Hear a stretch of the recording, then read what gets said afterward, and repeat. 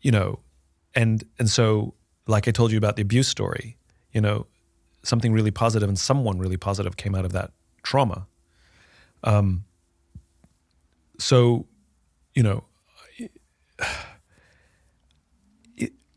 I'm struggling to use the word privilege to mindset, because what you're saying is anyone who's had any kind of luck or turnaround or has privilege, where anyone who hasn't and has failed, it's because of their lack of privilege. Like, there's too many other factors involved in that, in those comparisons, to oversimplify it and call it privilege. I'm sure there are privilege components sometimes involved in that, for sure, but you know, if we're strictly talking about mindset, I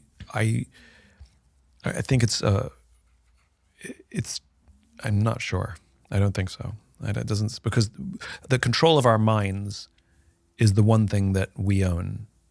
It's the one thing that is not, like, we can change the way we view ourselves and how we treat others. And I think what's important, and it's a hard conversation, right? I think one of the things that's important is, I think we have to have love in our lives. It's from someone, you know? Like, even people who, like, I have a friend who came from a very abusive household. He found his grandmother stabbed to death, and the knife was so deep that she was attached to the bed. Like, that's how bad it was, right? And yet he had a coach who believed in him.